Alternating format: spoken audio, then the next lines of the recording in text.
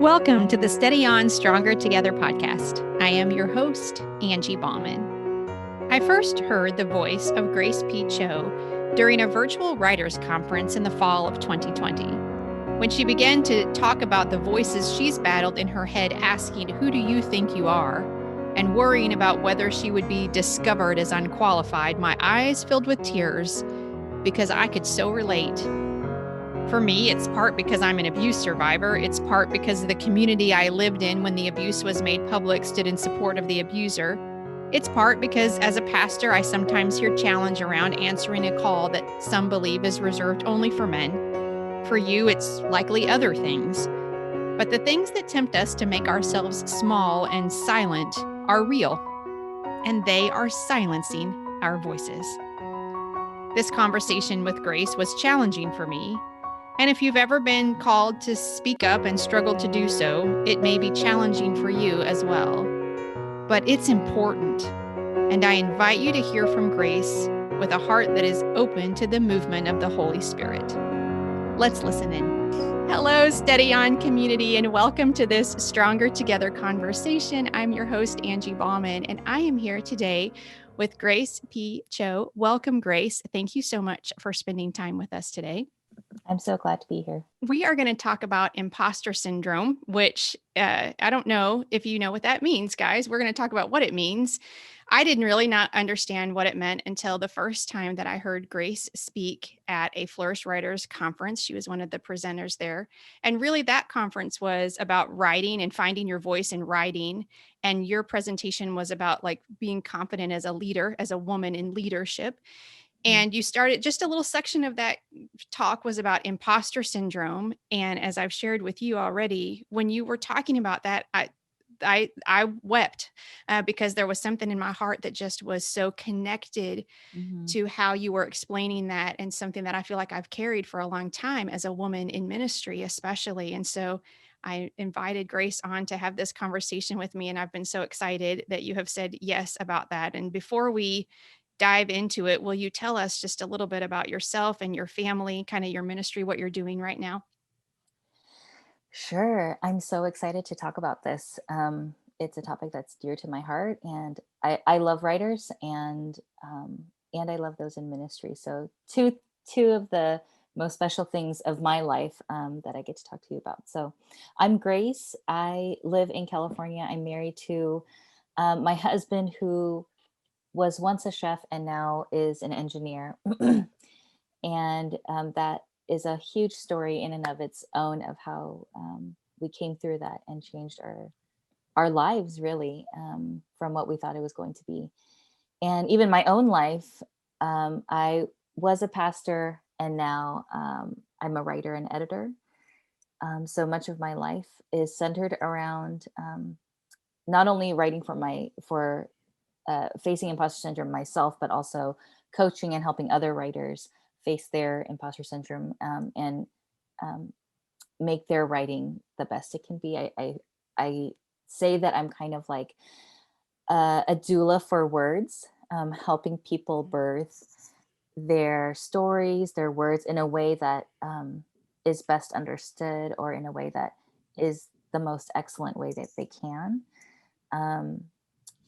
And so that's a little bit about me. I have two kids who are in elementary school, and I'm just glad to be here. I live in Southern California. I don't know if I mentioned that. I'm Korean American, so that's my social location. I'm a daughter of immigrants, and so I was born here in California, and then raised here and also in Kazakhstan because my parents were missionaries. And now I'm back here where I began, actually.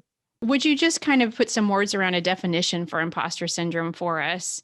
What are the questions we can ask ourselves to know if that's maybe something we're dealing with? Because we talk about writing in one way is our ministry, but I think for women, it doesn't matter what job you have. This can be a part of what you deal with, right?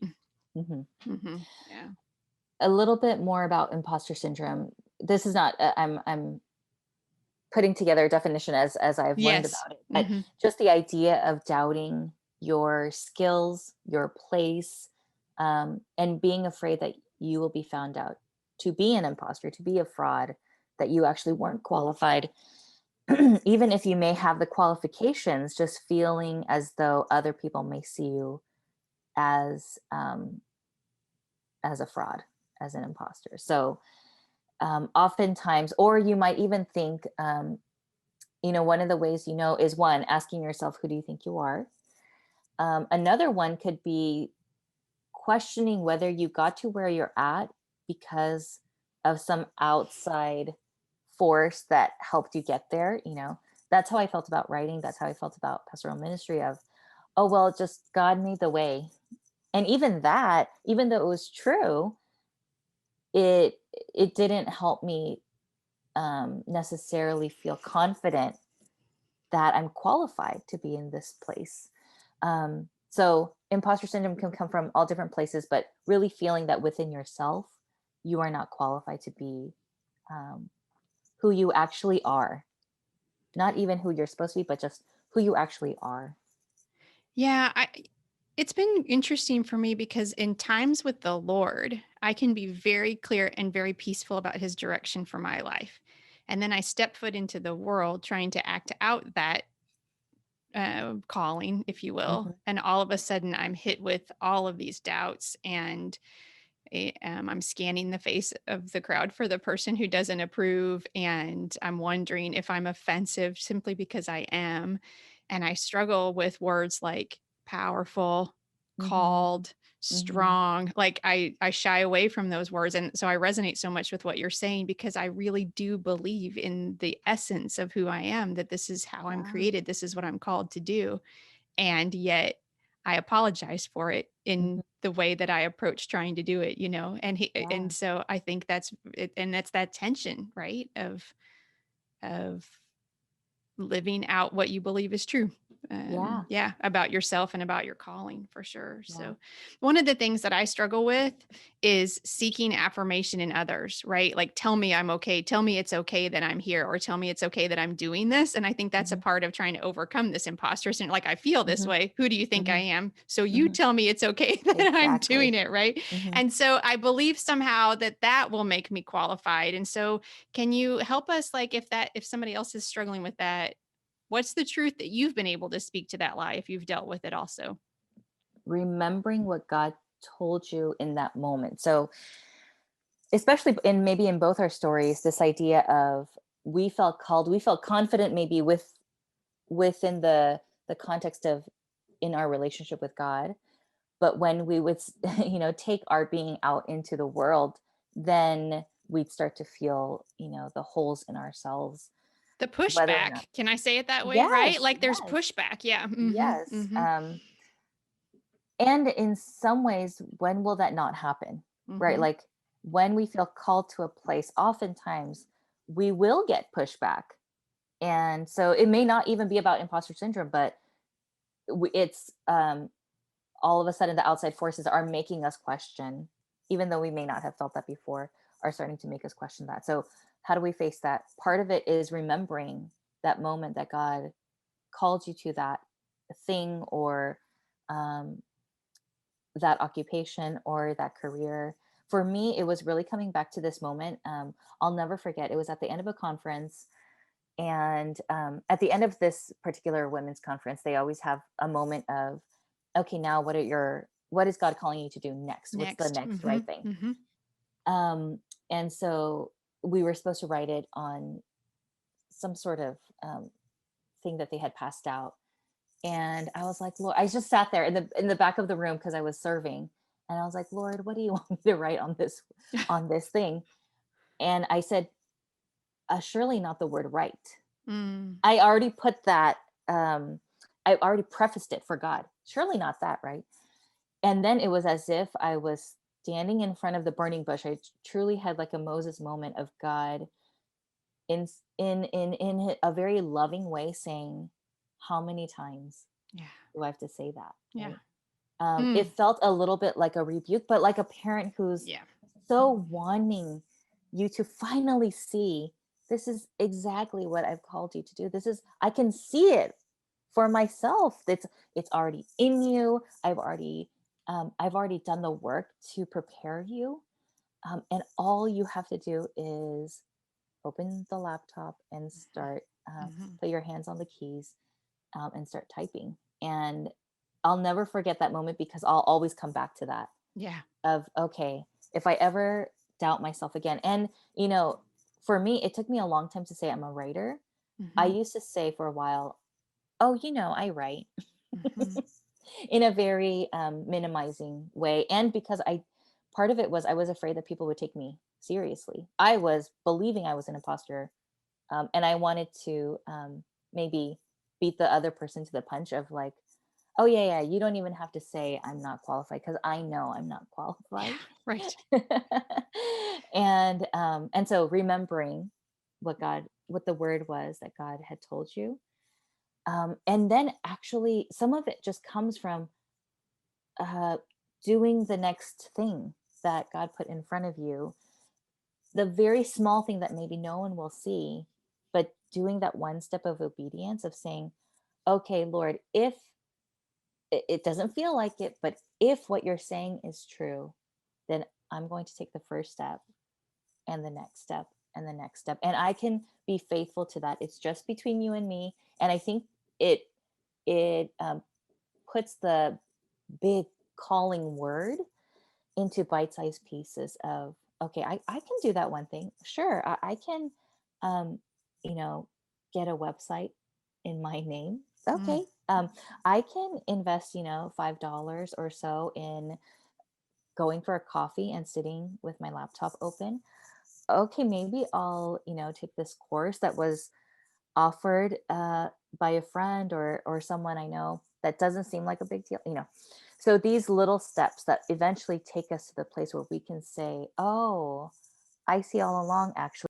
So remembering and then doing the Yeah. next step, the next small thing that God is asking of you. God is so kind in my life because he will give me a very distinct memory of a connection with him.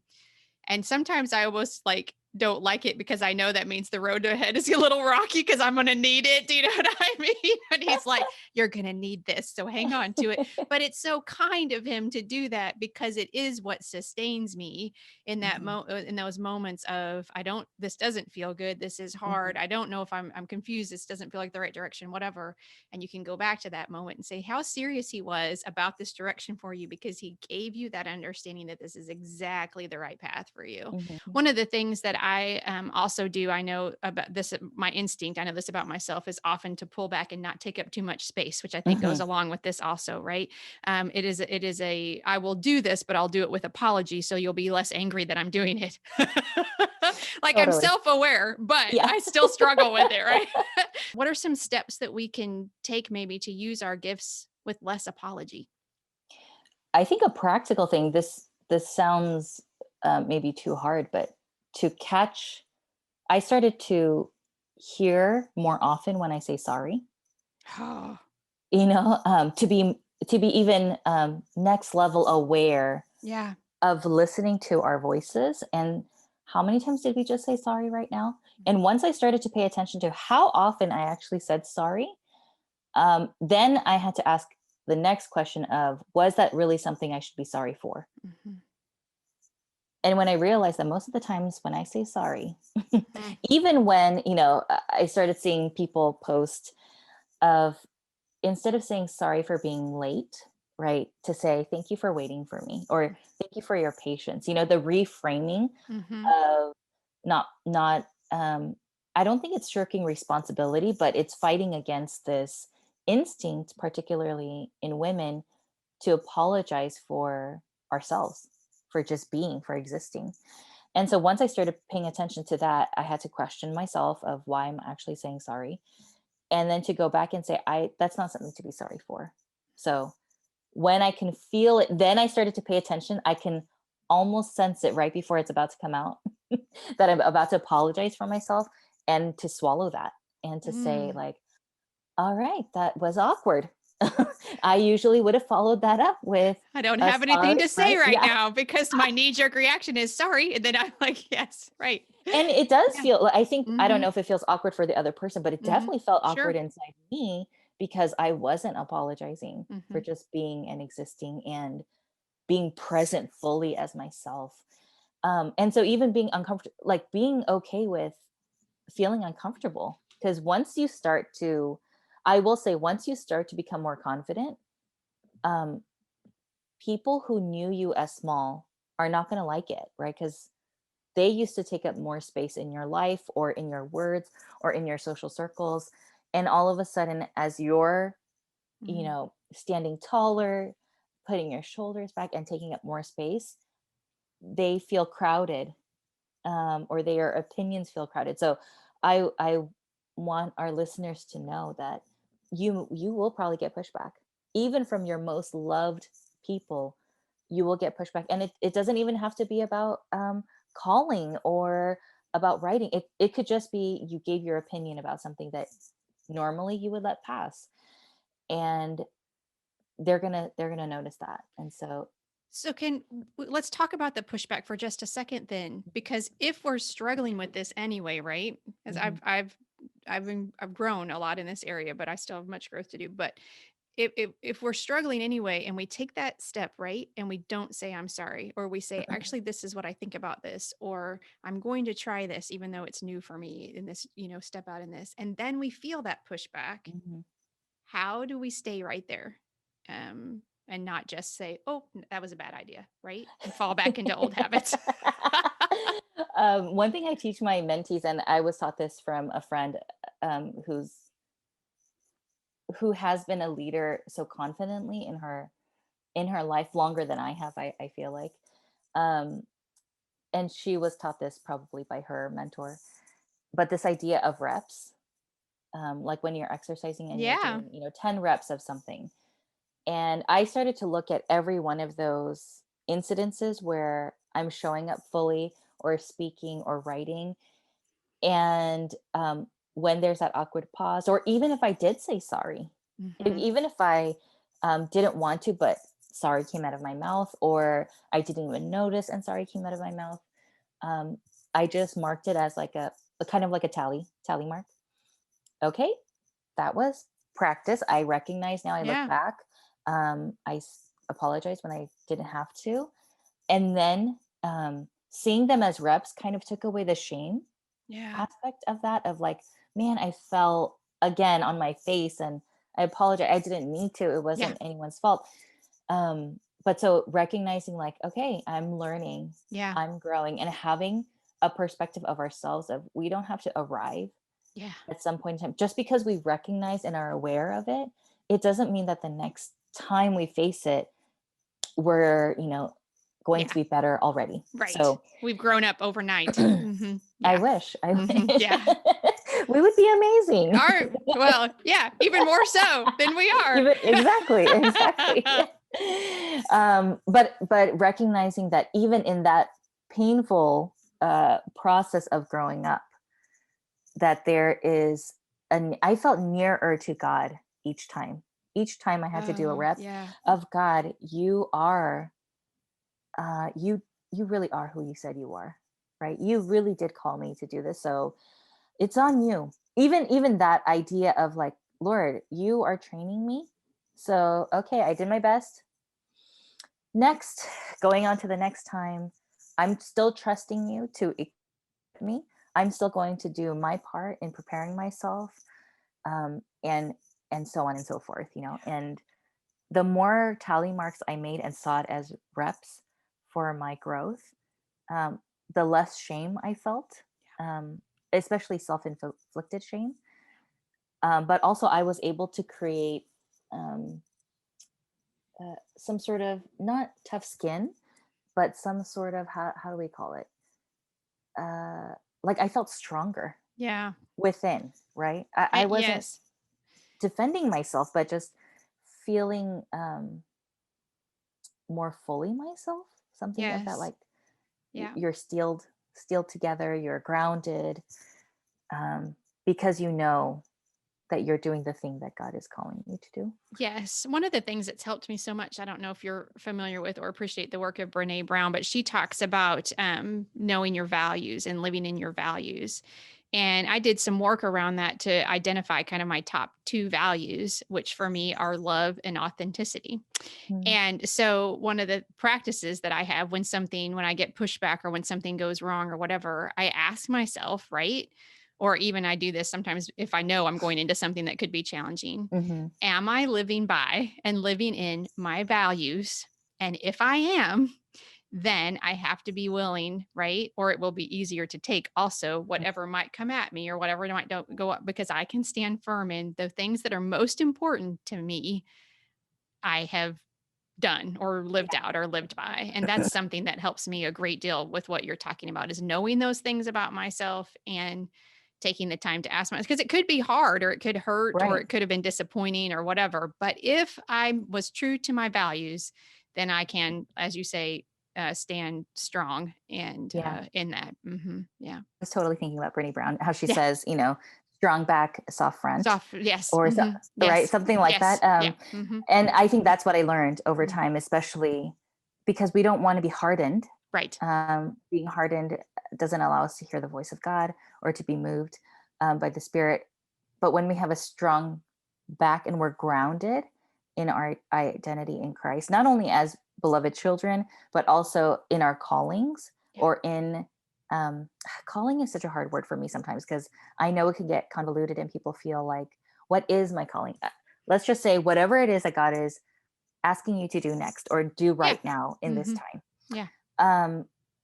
Then we can go about it in a more secure way, because we know that this is who we're supposed to be. So, so not being defensive, but just having a strong back Yeah. and still being tender to his people, to his voice, to the Spirit. Yeah. I think you kind of addressed this already, but what's the balance then between humility and confidence? I just want to ask that question, like kind of straight up. Can we be both? Can we be a very confident woman and also a woman of humility? Yes, and amen to Yeah. both of those things. Yes, hmm we can be humble and we can be confident. And I think it's um, what was the question you asked in the beginning of finding our approval from the outside? hmm I think when we're always looking for approval from the outside, um, we can become arrogant. So we can become prideful because we're saying we're using that measure Yes. as a measure of success. Yes. But when we are confident in who we are in Christ, in what God is calling us to do right now, in this season, um, it comes from a deeper place of knowing. Yeah. Within. Um, Granted, it could look like arrogance on the outside, right? Like when I started to call myself a writer, I could, whether imagined or real, sense the eyeball pushback, just by looks of people saying like, sure, like you're a mommy blogger. Right. I hated that so much, but it was kind of like, it was not ill-intentioned all the time, but for me, it felt like they were trying to peg me down. Yeah. Of you're not a real writer, but you're a mommy blogger, and that's easier to swallow for me, who can't even imagine that you could be a writer in the first place, something like that. And so, yeah, coming back to who we are within reminds us and gives us the confidence to actually be confident and not arrogant. And there is a difference, and I think we'll feel the difference, because Yes. when we find our affirmation from the outside, we'll always need it. Yes. It'll Yes. pop us up. Yeah. I talk about that. Like, I've said this before on things I've talked about, but for me, like affirmation from the outside is like pouring water into a measuring cup with holes at the bottom, right? Like, I mean, you could pour water in there all day and it'll hold just a little bit, but most of it's just leaking right out and you just need to keep doing it, and I know that about myself, which is one thing, like I catch myself a lot going, oh, don't look for it there. Don't look for it there. That is never going to satisfy you. It's actually only going to make you thirstier, because there is no end to how much you would need from the world to fill the hole that God can do with just like a moment sometimes, Yeah. one worship song and you're like, oh, I'm back where I need to be. I mean, like It's true. It's it's true. true. Like he wants to do that for Yeah. us. And sometimes I spend so much time looking for it somewhere else until I'm just like, dang, I'm doing Yeah. it again. Right. Yeah. Yeah. Yeah. Even when you know better. So, yeah. Yeah. I think the hard and maybe sad part of it is at some point in time when that happens, right? When the water keeps leaking out, we recognize we've lost ourselves in the process. Hmm. And and as writers, that often means we lost our own voice, Yeah. the way that we write our cadence, because we were trying so hard to meet the either even the needs of an audience, right? Hmm. Like um it has to be both. We want to meet the needs of an audience, but we want to come fully as ourselves, and it has to hold that tension and that I balance. know two things happened with my preaching when I made a shift in this because I used to struggle sometimes getting words on a page when my focus was, and I didn't even know that I was doing this, but when I was trying to anticipate what I needed to say so that the audience would receive it well, right? Whatever Mm-hmm. the audience was, even if it was the same congregation that I was, had been friends with and ministered to for years, when that began to change in me and God began to work on my heart about that, not, and I was doing it, I'll just say this because I think I was doing this trying to meet needs. I wasn't doing Yes. this. I didn't mean to be doing it like in a selfish way or manipulative or anything like Mm-hmm. that. But there was this shift in me that I began to understand actually the only thing you need to do is go to the word, Mm-hmm. Mm-hmm. listen, Mm-hmm. receive, and Mm-hmm. proclaim. Like that's Mm-hmm. it. Because Yeah. actually, the work of me getting into their hearts isn't Mm. yours, it's mine, Yeah. kind of thing. Yeah. And then not only did I find that the messages were like equally, if not better, received, they were so much more fun and quicker to write because there wasn't a struggle of like, Yeah. I don't know what to say. Yes, you know what to say. You just Mm-hmm. say what we've been talking about, what I've been doing in you, Right. like, Right. I don't know. And so it's actually made me more confident. I need less notes. I need less prep. I need, because it's actually just, it's from the It's overflow. Yeah. Hmm. And it's living inside you. Yeah. Absolutely. Right. Um, Yeah. It's a huge yes. shift. Yeah. Hmm. Yes. That's Yeah. awesome. Yeah. Yeah. Um, and I will also say that no matter how intuitive we are, there's no way we can know everything that's going on inside of every No. listener Right. that's listening, right? Right. Everyone in the audience that Yeah. might be hearing Yeah. us, or everyone who may run across our words Yeah. online Yeah. one day. We don't know. So I think that gives it lightens the load Yeah. of we don't have to figure it all out. Yeah. We can just do and write and say the things that God has been showing us. And very likely someone else is also like God is meeting that person right then and there Absolutely. with In a way that those we words. cannot. And the truth is like the way that I feel his pleasure with Hmm. me, even if people are complimentary of something I do, right? Even if you like maybe you get a note from your writing or whatever, and it matters, like it matters. But I feel like the Lord actually doesn't let me receive that the way that I can receive from him because it'll just like fuel that like desire to have it from other people or Yeah. something. And so like the actual sweet blessing, the pleasure that comes from having tried to do something isn't in the reception. It's in Mhm. the, what am I trying to say? Like the pleasure from him is there when the message is finished, not when it is Yes. well received. Does that make Abs- sense? Yeah. yes. No, Hmm. it Yeah. comes from saying yes to him. Right. Yeah. The Hmm. the reward Right. really comes down to Lord. That's why we sing those songs of you are our everything, or Yes. you are our reward, you are Yes. our treasure, because that's actually true. Right. Yes. When we do the thing, then we're not looking for that. And I always want to caveat, it's not that we'll never feel those feelings, right? Right. There will be times where we're, Yes. not as secure in ourselves, and we'll feel those feelings. But when we're grounded and we do the thing that we're supposed to do, it almost doesn't matter what comes afterwards. Yeah. Just knowing that you did the thing and you obeyed Yeah. can bring so much joy and pleasure because of the relationship you have Right. with Christ. Sometimes we fail, and Mhm. I want to know your feeling around like failing, because does that mean you think that we weren't qualified for the task, like were we right in that? Mhm. Let's say we do this little who do you think you are, but we try it Mhm. anyway, and at least by our standards, because I think you may qualify that a little bit, at least by our standards we see it as a failure. Mhm. How do we evaluate that or rise strong, I guess, in the words of Brene Brown? How do we do that? Yeah. I think it goes back to the reps. Okay. Now, when I experience failure, one, it doesn't feel so um, condemning Yeah.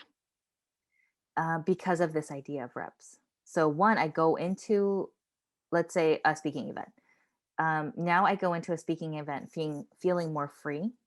But even if I don't feel good about it at the end, or it feels like I messed up or I failed, it just it it feels just more like, well, that was a rep. Okay. So the failure becomes smaller. So maybe it's our perspective change of how we see failure.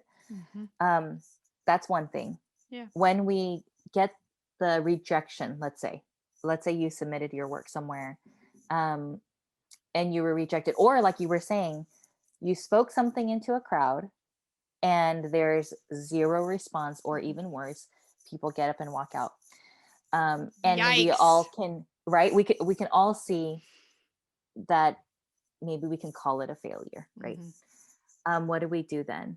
Um, I think it also comes back to, did we do the thing that God asked us to do? Yeah. It goes back to If living in those so, values. Like, yes. right? Yep. If so, maybe we shouldn't even call it a failure. Yeah. Maybe it actually isn't a failure, right? Um, and then, so I think it's like perspective shifting.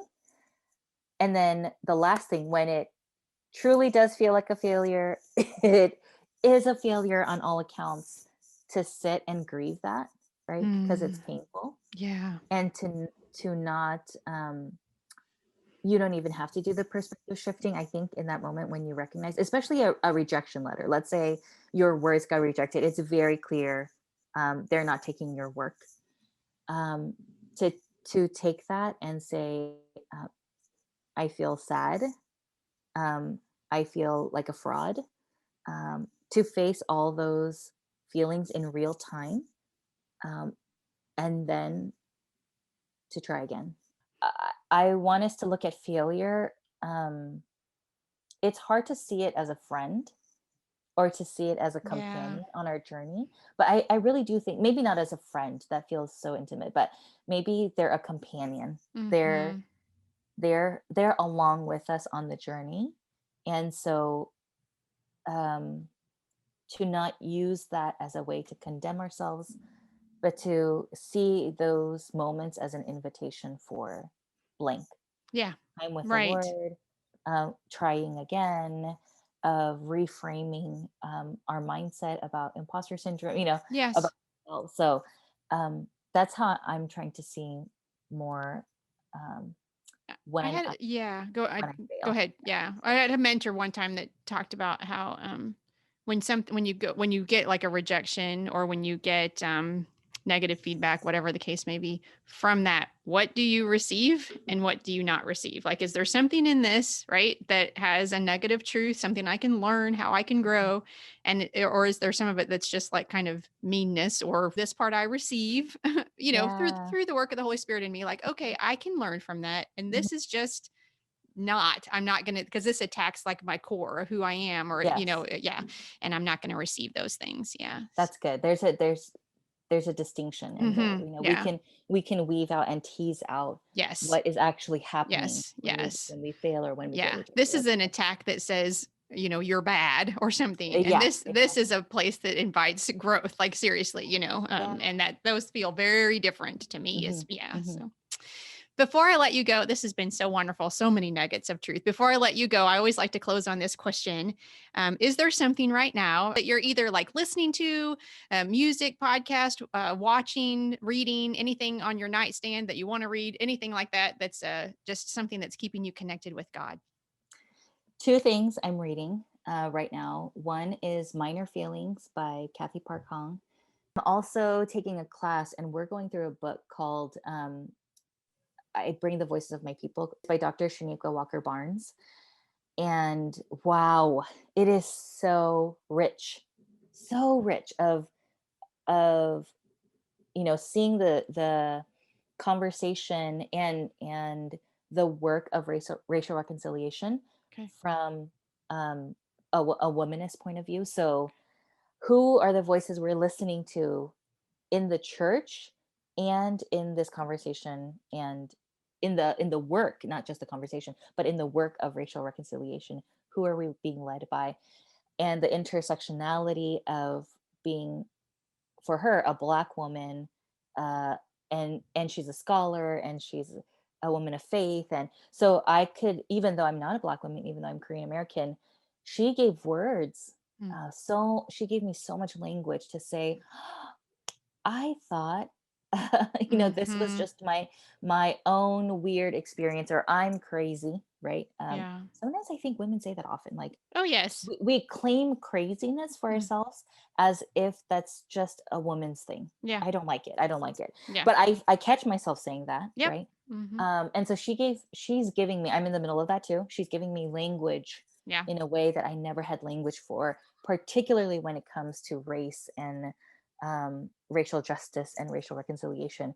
And for the way that those women are speaking words that like help you know you're not alone, I feel like your words have done that for me and for us today, as you've put, words around something that I don't know that I've felt like other people didn't have this imposter syndrome, but I didn't have language around it that I felt like I could begin to speak to it a little bit more directly, if you will. Like, that I'm not crazy. This is something that I can have a plan, if you will, when this raises its head. I can do reps, as you call them, or whatever. And I can have a plan to say, no, actually, this may be how I feel, but this is how I want to live. And so I just want to thank you for that, for your voice around this. It's been extremely helpful to me. And I know that it will be for others. So you can follow Grace at gracepcho.com, and anywhere else, Grace, that you would like to send us to follow you or find your work. I'm on all platforms at Grace Picho. Oh, Grace Be Show. Okay. Mhm. All right. I will put that stuff in the show notes along with some of the books and things that Grace has been talking about today. And Grace, thank you again so much for your time. It has been an absolute joy to speak with you today. Same for me too. Thank you. During our conversation, I asked Grace if she thought it was possible to be both humble and confident. I already knew what she was going to say, but I wanted to hear her speak it. I wanted her to speak that truth over my life and remind me once again that yes, I can be strong, confident, bold even, and I can still bow to the one who calls me to be that way. Thank you, Grace. And thank you so much for listening. I pray that wherever your day takes you, you are walking in the confident knowledge that you are a beloved, cherished child of God. Peace.